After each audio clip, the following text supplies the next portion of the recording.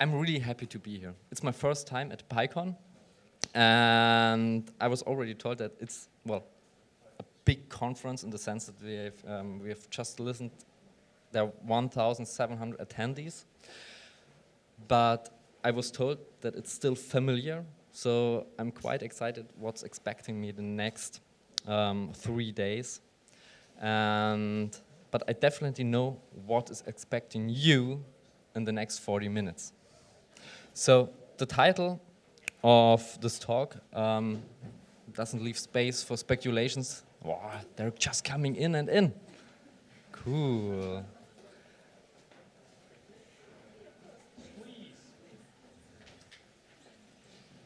Wow. It's getting full. No, never start on time.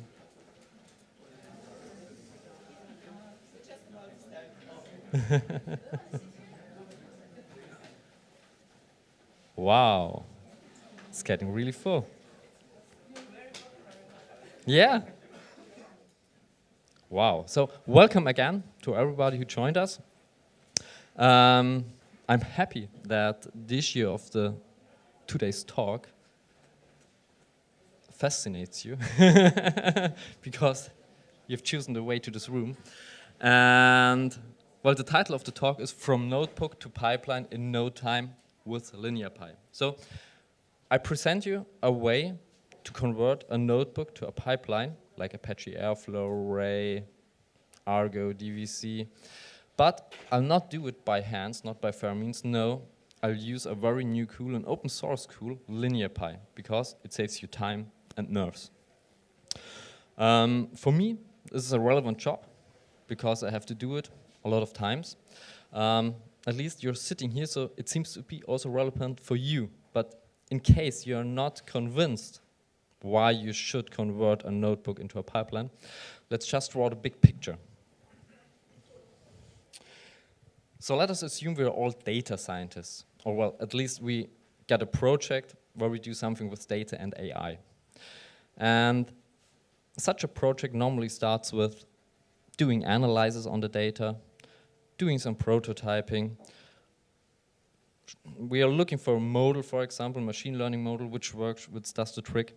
And we got the goal that in the end, we provide a service, a microservice, or we have to integrate it in a product. And from going from the left to the right, you cross a line. And the line separates the field of development from the field of operations. So it separates dev from ops, or when you do machine learning, MLOps.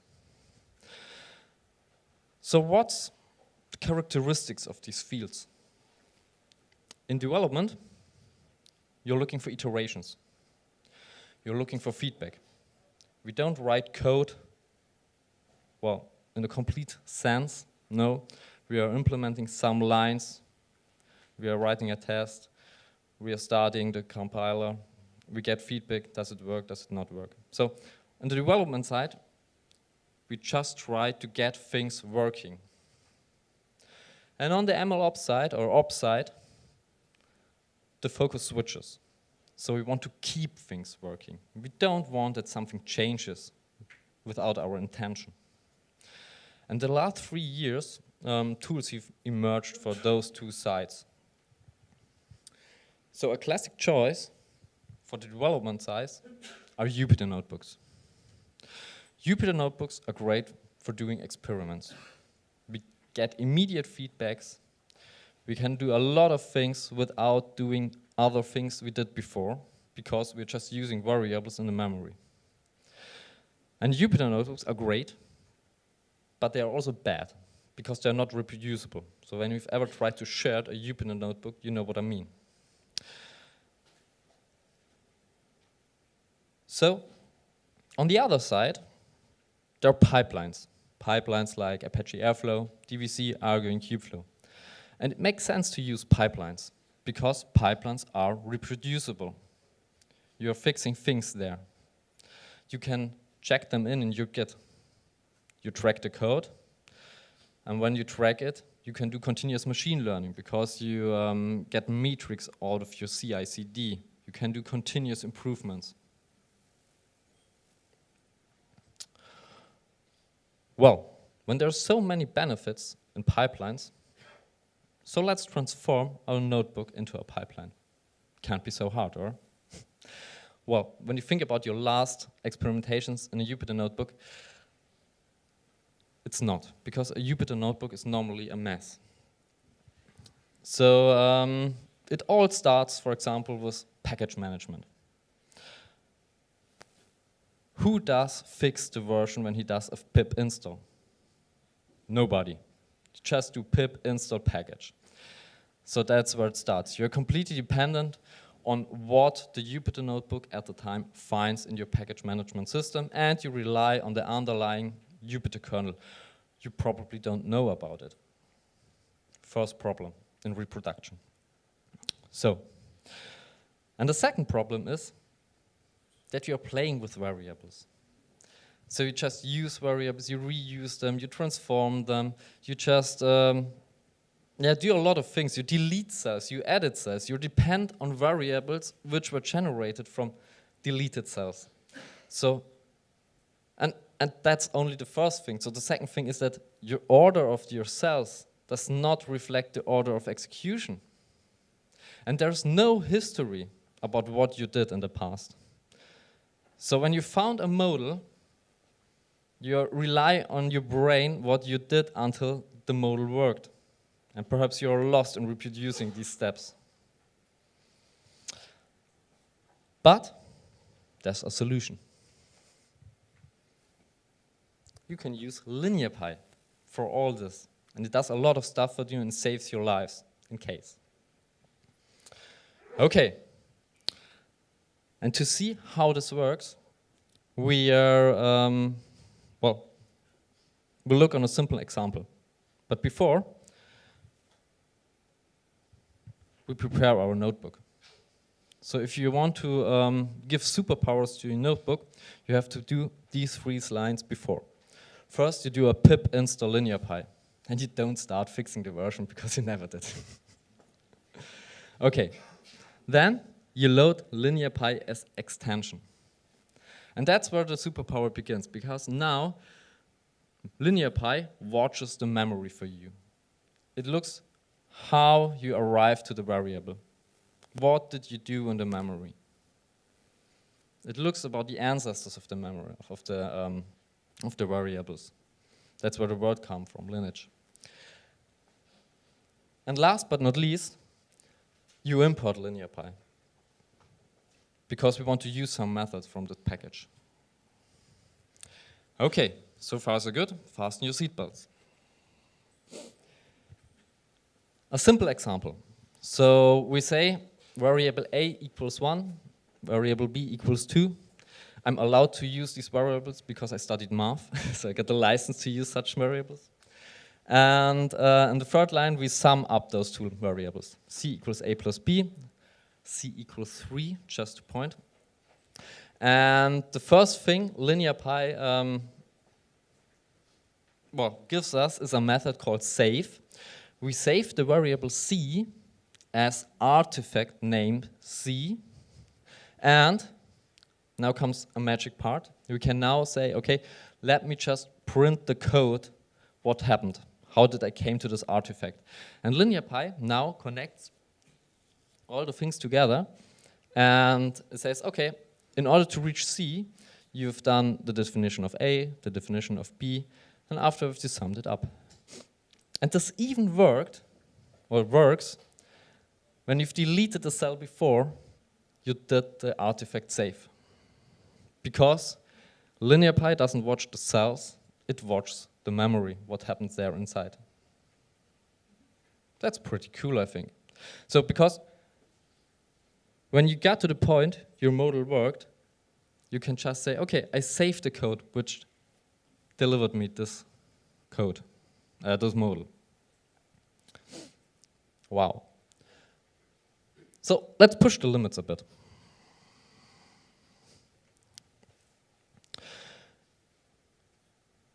We now do a small import. We import NumPy, but just to do a simple multiplication as complex as possible. So we define a parameter, my parameter equals 3, And then we multiply c by the parameter using NumPy. Okay. The result is that d equals 9. So far, so good. And we do the same thing again. We define an artifact and print out the code. So I've missed to copy the print command there, but I just want to show you the result. I hope you trust me that this is the result, in fact. And LineaPy also tracks the imports. So you also get the information on what imports you rely on. And this will be also important later to build the pipeline. And we are just one step before building a pipeline. So that's a feature we are all waiting for. Let's see.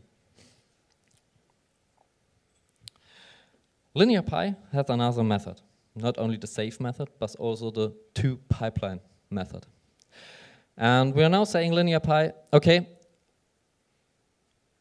take the two artifacts, C and D, and well, build a pipeline for me. So the framework should be, in my case, DVC, because I like DVC pipelines. We'll see later on why. But it could also be a Kubeflow pipeline, Apache Airflow pipeline, Argo, or even Ray. I just looked inside the code yesterday and I saw there's also a Ray plugin inside. Okay, and to make things a bit more complicated, we say that an input parameter of the pipeline should be my parameter. That's perhaps important when you do machine learning and you find a good solution for a model, but you want to do hyperparameter optimization. Then you can use the pipeline in order to just play around with the parameters. Okay, and then we just say, there's a pipeline name, my pipeline, output directory, cool, and let's see what's happening.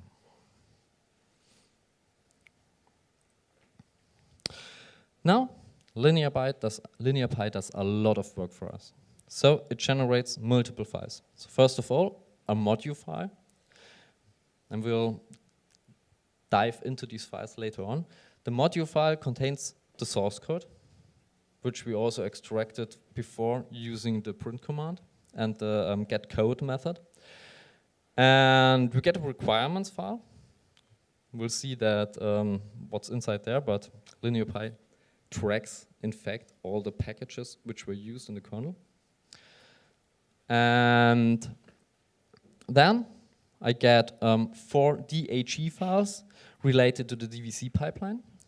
And last but not least, a Dockerfile. I like Dockerfiles. And we'll see later on why. Okay, but let's just go into the source code file. So this is an extraction of the myPipeline module file. And first of all, we see that it also imports NumPy there, because it's now aggregating all the artifact code. And he's well, generating code, how you get to the artifact C. This reflects the output we saw before for artifact. And now, the next code, getD, is slightly different from the thing we saw before. Because LineaPy just analyzed the two artifacts and realized, oh, D relies on C. So we don't have to do here the recomputation of C, no, to C by fair means from the beginning, no. We'll use C, the return. And the user said my parameter is an input parameter. So before, the my parameter variable was defined here as my parameter equals 3. But now it's an input parameter of the method. And we'll see later on in the DHE files why. And last but not least, it returns us D. So it's not only the code we got before when we printed it with the getCode method. LineaPy just put the things together in order to build a multi-stage pipeline as DVC supports. Who's in common with DVC pipelines? One person? Oh, it's a pity. You should use it. Use DVC pipelines. Now, one thing I like at DVC pipelines is that DVC keeps track on things you've already computed. So, and to get this trick, you have to define in this YAML how things are connected. So, LineaPy generated a multistage DVC pipeline for us because LineaPy realized that D relies on C. So, and here in this YAML, DVC YAML, we also have these multi-stages, and the first stage is to compute the variable C. And doing so, he calls a command. So every DVC YAML provides in every stage a command which has to be executed. And you tell DVC, okay, the stage relies on source code, of course. So for here, for example, the My Pipeline module where all the code is inside. And well, it relies on, of course, the source code file you're executing. And on the other hand, you say, oh, okay, when you execute this, there's an output. And in our case, LineaPy saves the artifacts between the stages in pickle files. So we come back to this later, why this can be a problem. But it's a common choice. And the next stage, on the stage D, we also have a little helper file, task D. We also refer on the dependencies on the source code file, pipeline, module, and task D. And now we say also that it depends on this pickle file, which is the output of the first stage. So what is DVC doing now for you? DVC is tracking the checksums of the files. And when the checksum of these two files didn't change, DVC says, okay, then this output will also not change. And if the output didn't change, well, the stage D depends on, then I don't have to do the computation either, only when these two files are changed. Just think about machine learning. You get several stages, so perhaps loading the data, pre-processing the data, training the model, and doing some evaluation. When you change the evaluation, you don't want the first 3 stages to be changed or recomputed. You're saving a lot of energy because GPUs are using energy. Every computation needs energy. So your carbon footprint is reduced by using DVC. Just remember it. I think that's important to say because well, we have to take care about our Earth. So that's why I like DVC pipelines. And just to come back, what LineaPy is doing for us, it also will add a params section in the stage D. Why I say will, because I've seen that I left a bug. So I did this contribution which generates this code, and I have to fix this. But I'll do it when I drive from Berlin to Munich in the train. It's not a big deal. It's also perhaps a good point to mention how are these files generated. So LineaPy uses Ginger templates. And you are passing variables to these Ginger templates. And these Ginger templates are generating these files in a deterministic way. Okay. So this was the DVC YAML. And let's dive into the other DHE files. So this is the first helper file, the task C Python file. We import pickle just to execute the code get C in order to get the variable C and to dump it in a pickle object. And that's the first thing which can break your solution. Who tried to pickle a TensorFlow model in this room?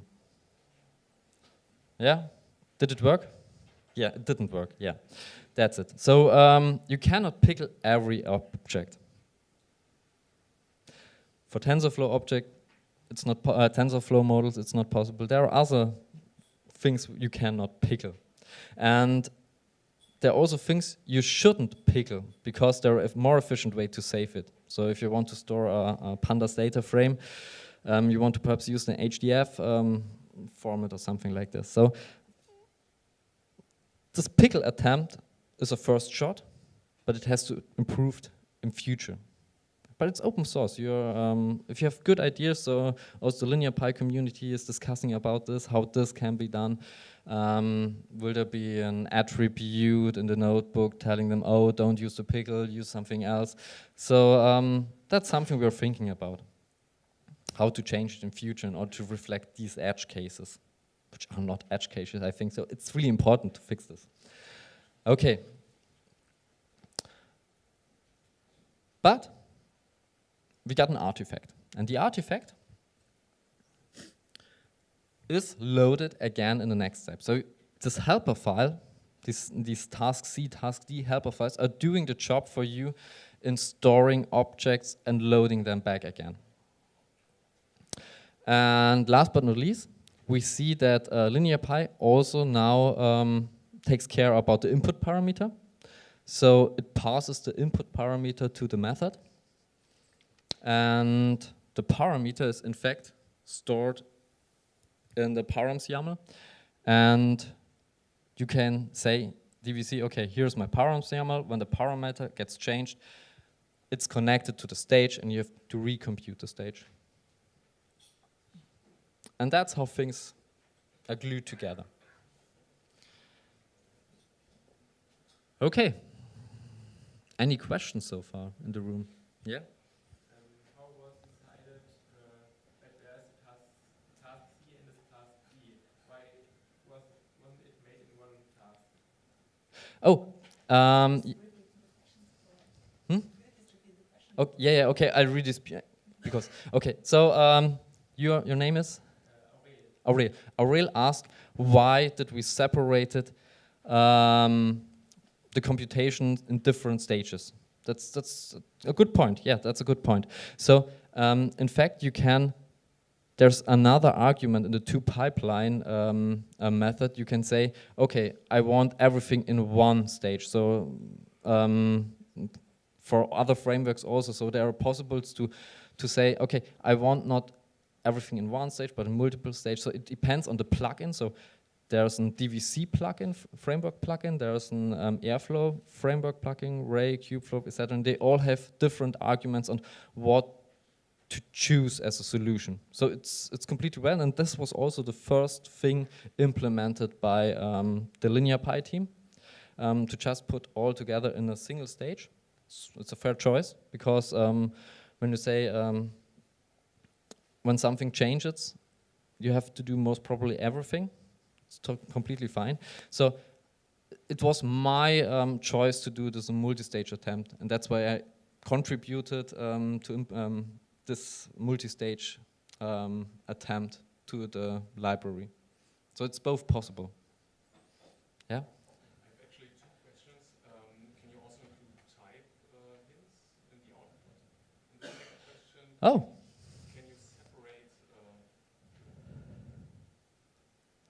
Separates the scripts from the data. So, for example, that the data output is dumped into a subdirectory data. Yeah. Your name is? Mark. Mark just said two questions. The first was related to type hints. So I think it should be possible. It will make the Ginger template more complex, but it should be possible, I think. It's a bit work. And the second thing is, could you also choose a directory, not single objects? Would also be some sort of work. So I don't know whether it's straightforward to implement, but that's also a big plus point of the LineaPy team. So they're really community driven. So when I just said, oh, it's really a pity that you don't have DVC pipelines and multistage DVC pipelines. And they said, oh, okay, we don't have so much practice in doing DVC. Do you want to do the contribution? And I said, oh, yeah, why not? And they really helped me a lot. So for Andrew helped me a lot to implement the code. And I think just join the Slack community of LineaPy. They're really nice developers, and they're happy for feedback. And perhaps you're also doing the next contribution to LineaPy. Yeah? Yeah, for instance, when you have a big data set, sometimes what you do is not just load it into memory, but just you are getting batches of it and randomly transforming it, you know, Mm-hmm. with, I don't know, data loaders or pipers or whatever. How would that be translated to this logic? When you are, you know, loading just batches of data, maybe in a random way with some seed or something like that, but anyways, it's kind of not always fixed, but the sets of data, you know? So you mean you leave the notebook using somehow an individual implementations or individual tools outside, or are you calling a command, bash command or something like this? No, for instance, I work mainly in computer vision, okay? So Yeah. we have a large database of images, okay? And what you do to train your model is that your model is loading parts of this database, transforming them with some randomness, and passing that to the model. Okay, so I see. But then, yeah. Oh, okay. So I'm not used to that because I hear you. So just to repeat the question. So when you're doing computer vision, you're loading the model and you're doing some random stuff on it, or random stuff on the data. How is this randomness reflected in such a pipeline? So I think when you really want to do a pipeline out of it, you have to fix the randomness, but on the level of what randomness you're doing. So, for example, when I do a splitting, a pandas with sklearn and test data splitting, I set a seed. I think you have to set the seed in the code because arbitrary randomness cannot be reflected by transforming it into a pipeline. Does this? Yeah? That's not the question, but partially because for the scenario where you don't load all your data at once, would that be compatible with? We have to see, I think. Let's make a pair programming session afterwards. Oh, we also have some slides left, okay? Yeah? Is there some considerable memory overhead or any computational issue with using LineaPy? Oh, overhead, you mean when executing the cells? Yes, when it watches the memory and remembers everything. A good point, I didn't look for it. But I think it's really... the session chair really does a good job, so I have to repeat the question. So, is there an overhead, computation overhead in doing so? So, do I slow down my computations? I don't know, but I don't think much. But I have to admit, I don't know. But join the Slack community, ask the question, because Doris and the other developers, they have really good insights there. Okay. I see we're really having good questions, but I got some slides, and I'll just go forward to the slides. So we are now through the DHE files. So we also mentioned what are the problems, what is future ways of contributing for solutions. And we are now coming to the Dockerfile and the package management. So when you look inside the Dockerfile, on the first line, there's from Python 3.8, which is a very generic choice. So LineaPy just looked, what's your Python kernel? So what Python version did you choose? Okay, and then it says, okay, then I load the Python image. Then it copies the requirements file to the building process, the Docker, the image, and it does a pip install. And when we look inside the requirements file, LineaPy does not only say, oh, install NumPy. No, it also looks inside the kernel, what version is there. And that's cool, I think, because you don't have to do this. And there are now two things, I think, to say about the choice. of a Dockerfile. I already said that I like Dockerfiles because I only trust Python interpreters in Dockerfile because they are really robust in the sense of reproducible. And that's the pro, but there's a small drawback in this Dockerfile. So if you want to do machine learning, you want to use GPUs. And when you do the generic choice from Python 3.0, you don't have GPU support, even if you installed your PyTorch CUDA libraries or something like this. But that's fine for me, because I did a lot of image building to get CUDA support on my hardware, and it's not easy. So at some point you still fail. So for example, when you when there was the switch from CUDA version 10 to CUDA version 11, you had to install libraries from the 10th version and the 11th version just to get it running. And I think GPU is at the moment still too specific as to automate the thing. So if you would like to automate it, you have to say, oh, LineaPy, I got this hardware in A100. Oh no, I got an AMD hardware. Please look for proper images in combination with the packages I'm using. And oh, no, I don't think that this... So if you're using GPUs, you know what's waiting for you, and I think it's the best to fix it yourself. Yeah. So from my point of view, this choice is really completely fine. And then there are some lines of code doing this DVC thing. Whoever tried to Dockerize a DVC, so we only got one person here inside. Did you Dockerize your DVC pipeline? Then you know these lines. You need to do this. You need a Git in it. You need a DVC in it. So this is boilerplate code, and I'm happy that I don't have to write boilerplate code. That's it. Okay. So far, so good. Now, I think LineaPy really saves you times and nerves to get from a notebook to a pipeline, because it does a lot of things in refactoring, saving your lives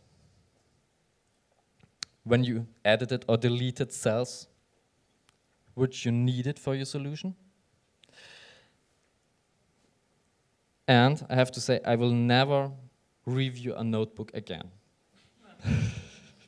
Reviewing a notebook is it's a story for itself. So there are some solutions, but I'm not happy with them. And I've just discussed this with my team. So I think before I review a notebook again, I will transform it with LineaPy into a pipeline, because then I see the relevant code which made the model, and I can really just read the code which is important and not around. And I think this will save time for me, definitely. And the question is whether you should now use notebooks in your CI/CD, because when you get a tool which automates the step from a notebook to a pipeline, why not just check the notebook in and let the pipeline produce in the CI/CD? So this sounds nice and can be the future, but not yet. We need more contributions for this. So at the moment, LineaPy saves you time to get from there to there, but you have to check it by hand afterwards, because the pickle thing, it will always break something, I think. Yeah, but it really helps you to cross the line from dev to ops, and it's not the only feature. So they're working on more features. They're even working on a platform to use LineaPy, and just follow them on LinkedIn, join them on Slack. So there are a lot of things which will happen in the next few months, which I think it's worth to follow. And yeah, you can also think about contributing, because they're really community focused. They're really nice to work with. So it was a pleasure for me to work with Andrew on the code, and I really learned a lot. And well, that's where I think we end now also. I have also to say thank you to the Vogra, which the company I'm working with. They enable me to do contributions during my working time, doing open source thing, and this is really also something very important, I think. A lot of companies use open source, but they don't allow their workers to contribute in their working time, which I think it's a pity, because it's not only a giving, because you also get something back, you get experience back. I just saw different way to work also, because everybody of us has a different style of working, using other packages which you are not aware of. So it was really cool to do this. And yeah, last but not least, I want to thank you to the organization team, because there are a lot of volunteers who are doing a great job. And also the stuff here on the back side, the camera and the audio. Yeah, so thank you all. I hope I helped you. I hope this helps you in your work, that you're saving a lot in time and nerves using LineaPy.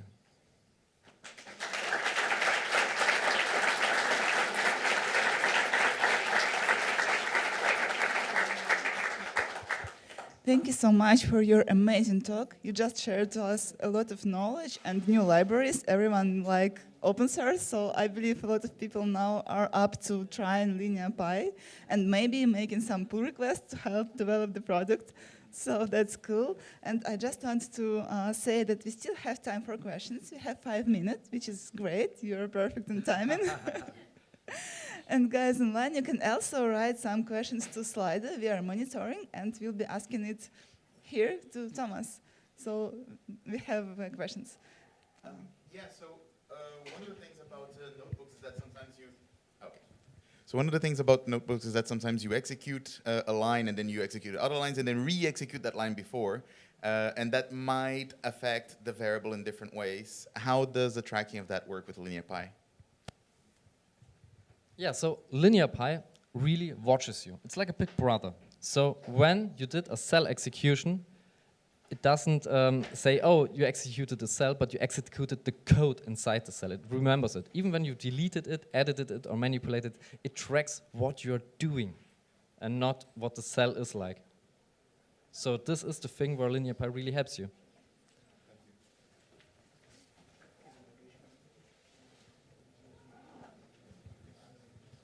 Yes, thanks. I have 2 questions actually. First one is, how does it track this, these lines? How does it save them and what kind of objects? And the second is, do you I assume it only reads the code in the notebook and it doesn't go a layer deeper, right? So is it possible, if I import my own functions from a Py file, for example, to see those lines also represented? Okay, so I'm not quite sure, but I will start with the second question, because the first one I just had problems to hear with. So when it's outside the notebook, a library lying outside the notebook, which is not imported by a package management system, I think at the moment it's working not, but I'm not quite sure. So if you join the Slack community, ask the question. I cannot answer this. The first one, I just had problems because so many persons were leaving the room. Can you repeat it? Yeah, these code lines that it tracks and shows you if you request them again in your artifact, how does it save them simply? How does it, is it in external files, or how are they tracked and saved? Okay. I don't know. Sorry. No, I've not looked inside the really the core of LineaPy, but it's also a good news, because if you want to contribute and implement your own framework, you don't need to know something about how the core of LineaPy is working on. But also here, join the Slack community and ask the question.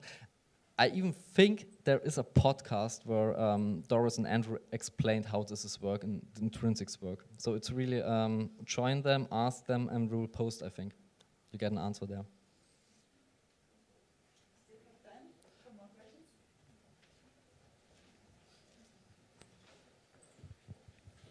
I was just wondering how you are using LineaPy. So what is your single source of truth? You told us that you are usually only looking at the generated code because it's easier to understand than the notebook itself? I will do in future. Okay, you will do in future. But the question is, if you have this generated code and it's easier to understand, will you ever go back to the notebook? Where do you want to develop further on?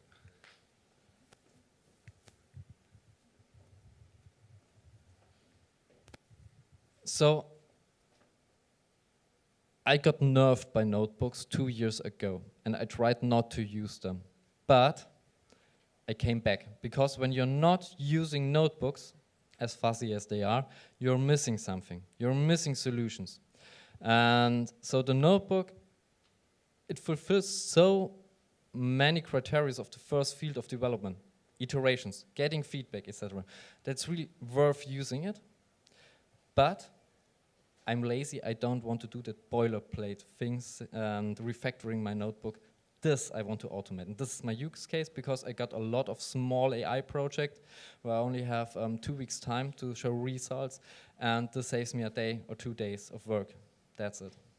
And 2 days of work is fine. You can go to the mountains. Another question? We have time for one more question. Just pass it by. Thank you.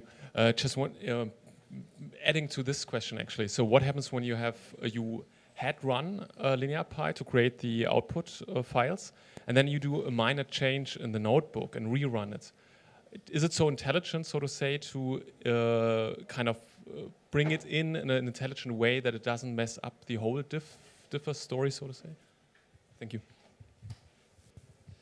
I think that's really the point which I mentioned. So will LineaPy allow you to check in the notebook and generate the CI/CD pipeline automatically? So the thing is, when do I switch from a notebook to a pipeline? Then I'm pretty sure that the solution I found won't change much.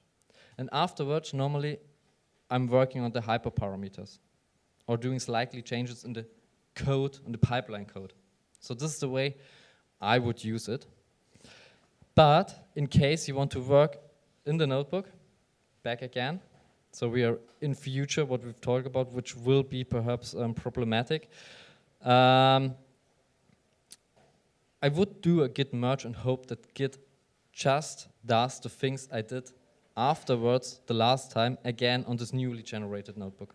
So this would be my hope at the moment, to if you would like to stay at the notebook also for, well, the next 2-3 months of your project.